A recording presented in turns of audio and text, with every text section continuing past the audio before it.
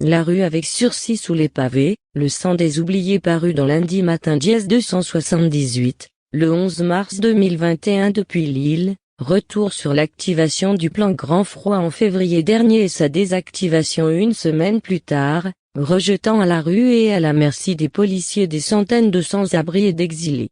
Cet article montre avec colère toute l'hypocrisie de ce plan d'urgence qui, comme toute autre mesure d'exception qui nous rappelle que la Constitution est un conte pour enfants qu'on nous susurre chaque soir pour nous endormir.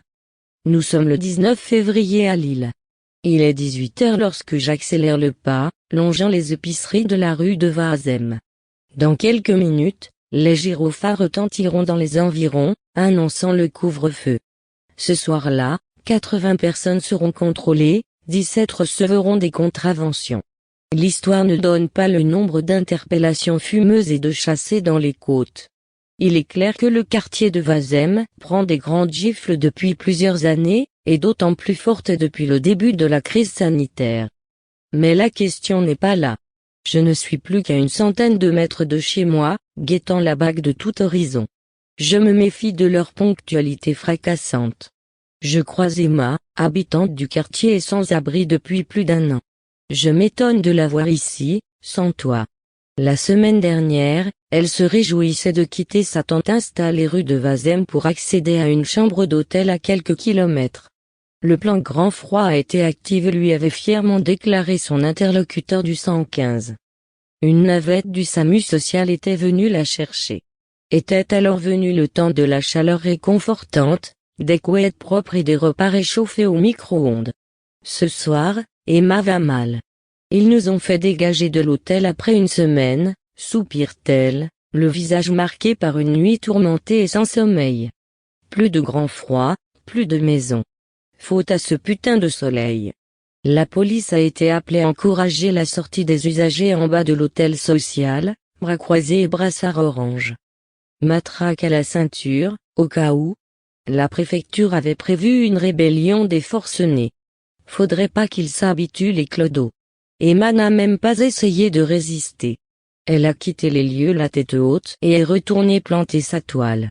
Mais ce retour à la rue a été cruellement douloureux, me raconte-t-elle. Elle est épuisée, en colère, désespérée. Elle aurait préféré ne jamais quitter son campement pour s'épargner la violence de l'exclusion. Elle est humiliée. Le jour de son départ, l'hôtelière lui lançait « Estimez-vous contente, vous avez passé une semaine au chaud ». Emma est assignée à la rue, condamnée à un dehors éternel. Puisqu'elle a refusé de s'assujettir à un pouvoir quelconque désireux d'exploiter sa force de travail, elle sera privée de considération. On ne négocie pas avec le capitalisme, on s'y soumet. On lui accorde tout de même la bonne grâce de ne pas mourir de froid. Mineurs pris en charge par l'ASE, familles de sans-papiers, femmes victimes de violences, hommes isolés sans abri, tous des expulsés en sursis. Claire Fleury-Gorkowski, assistante sociale, raconte d'ailleurs en 2019 dans son livre de l'insertion à l'exclusion, le cas des CHRS, comment un tiers des personnes hébergées en centre d'hébergement est remis à la rue sans solution. Il pèse comme un chantage à la norme. La durée accordée à ton hébergement mesure ta capacité d'intégration, ta soumission au code de leur république. Il faudra travailler, se régulariser, ne pas s'alcooliser, ne pas être fragile psychologiquement, ne pas contester. Être affaibli, mais pas trop. Il faudra t'adapter, rentrer dans le rang et te taire. Le plan Grand Froid est une blague douteuse, un rire jaune, un chamallow aux anchois. Chaque hiver, bercé par les alertes Grand Froid accompagnées du renforcement maximal de l'accueil des sans-abri, on s'autorise à se réjouir des toits enneigés. On s'émeut de la féerie des flocons dansants. La neige ne tuera point, car l'État protège les miséreux. Ce dernier a la capacité en quelques heures, le temps d'une alarme vigilance orange de Météo France de réquisitionner des centaines de milliers de places d'hébergement. Comment comprendre alors cette mélodie criarde, bourdonner le reste de l'année s'excusant d'une saturation du dispositif d'hébergement hors de contrôle?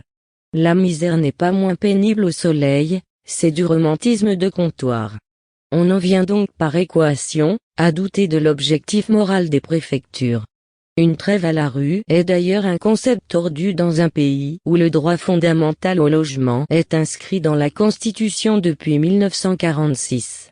La verve du général doit paraître bien lyrique pour les 4 millions de personnes mal logées en France.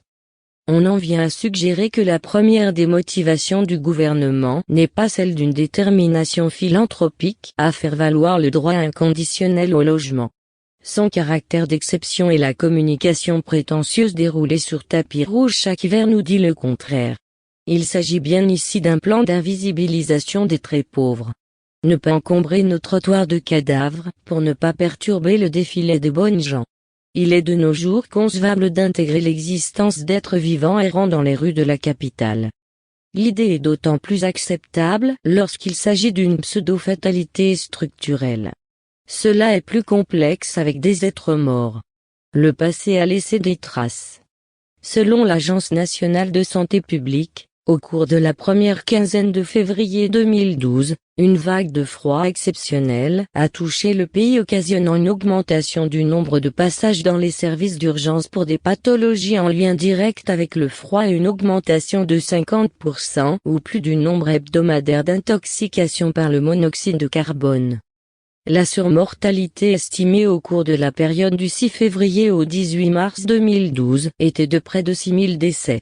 Ça la fout mal, alors l'État anticipe depuis, il se protège. Le reste de l'année, les sans-abri meurent aussi. Le collectif Mort de la rue recensait 659 décès de personnes sans domicile en 2019. Les raisons sont multiples mais les décès résultent en grande majorité d'un non-accès aux soins de santé physique et psychologique. La réforme de l'aide médicale d'État en application, depuis le 1er janvier 2021, visant à rendre plus difficile l'accès aux soins des personnes en situation régulière, est un acte de guerre aux plus précaires. À Calais aussi, la préfecture veut limiter le nombre de morts de froid chez les exilés. Mais cela ne veut pas dire qu'il faut revoir sa politique d'accueil ou bien même proposer de la dignité. L'appel d'air n'est jamais très loin. Alors on continue d'expulser les campements en plein hiver, tous les 2 jours. On lacère les tentes. On implante des arceaux de vélo pour éviter l'installation de nouveaux campements. Les cas d'hypothermie se multiplient. On finit par annoncer l'ouverture du dispositif de plan grand froid pour 15 jours à partir du 30 janvier, juste avant la mort. Les mineurs et majeurs sont séparés, l'âge étant jugé au faciès du SAMU social ou des forces de l'ordre. Les exilés sont emmenés dans un hangar à peine chauffé, dans lequel ils partageront une tente pour 7 et tenteront de s'endormir sur des lits de camp. Même hébergés, il faut à tout prix maintenir la précarité, l'instabilité, l'absence d'intimité. Maintenir l'exilé en exil. Geler son identité dans le vide. Pas de travailleurs sociaux mais des agents de sécu pour vérifier qu'aucun individu n'oserait se présenter à la porte du hangar après une certaine heure. Ce 25 février à Calais, 146 personnes exilées ont été expulsées d'un hangar qu'ils occupaient pour se mettre à l'abri, 20 ont été arrêtées et emmenées en centre de rétention. La préfecture continue d'appeler ces opérations répressives des mises à l'abri hebdomadaires.